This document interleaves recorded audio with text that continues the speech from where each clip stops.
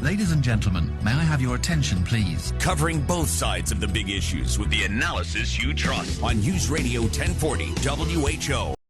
Well, apparently there is a new tipping culture out there in the world, and people are starting to become confused. You know, what is the etiquette for tipping these days? Because it seems like everyone wants a tip for whatever reason. And here to talk about that with us on the Davidson Family Dentistry Newsmaker line, etiquette expert, best-selling author, and keynote speaker, runs Show Up Well Consulting. It is Jan Goss this morning. Welcome to the Max and Amy Show, Jan. Thank you so much. It's great to be here. I just hope you'll leave me a tip when I'm finished. Yeah. Well, I'm sure you'll put a iPad in front of me with my choices that only start at 15%. I was going to say, yeah, they don't usually start at 5 or 10%, right? Okay, all right. So what is the etiquette, Jan? I mean, you know, everybody wants a tip these days, and certainly as somebody that worked in the service industry, I can relate to people who do good service getting a tip on some levels. What's the etiquette? Mm-hmm. Well, in answer to your question, the bottom line for tipping in the service industries is 20%. Okay. Now, I didn't know that. I had to go ask around about that. And I found out that if you tip to 18 or the 15, you're looked at as kind of a cheapskate. Well, really? Okay. Yes. However, personally, and etiquette really is, we're making up these rules as we go, just so you know. Yes, I'm the expert, but we make them up on the fly because we're all learning together. And I think we have to go back to principles.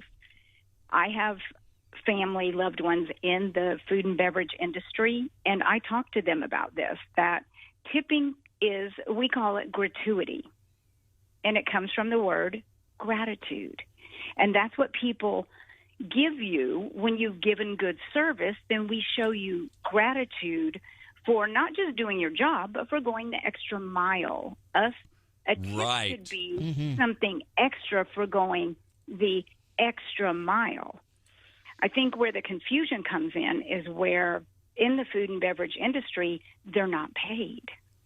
Yeah. And so the burden of the dollar comes to the consumer. And how crazy is that? I mean, and you almost assume that if you're out at a sit-down restaurant that you should, a tip is something that you should do. You should leave them a tip. But if you get really crummy service, I think that leaving a meager tip or no tip at all is acceptable. But what about like coffee shops? Someplace where this is where I get confused. Like if I do a drive-through of a coffee shop, do I tip? Well, and this is where it comes down to personal responsibility and personal choice, personal decision. My thoughts around that are if you're going to tip, then tip with a happy heart. You know, don't begrudge it. If you're going to do it, do it. If you don't want to do it, then take personal responsibility and don't do it.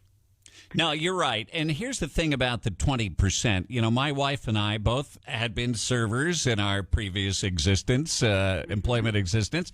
We've been there.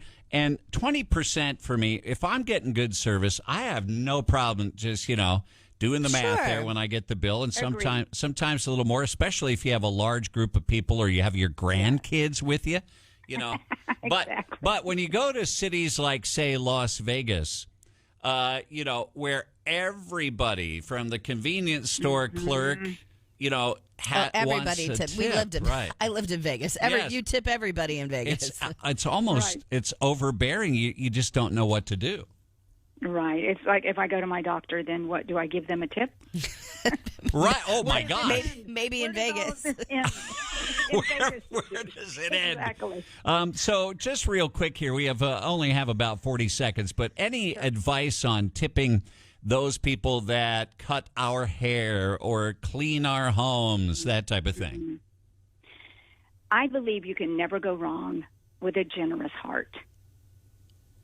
So if you can tip, if you're able to tip, do it, and do it with a generous heart, because guess who really gets the tip when you do that?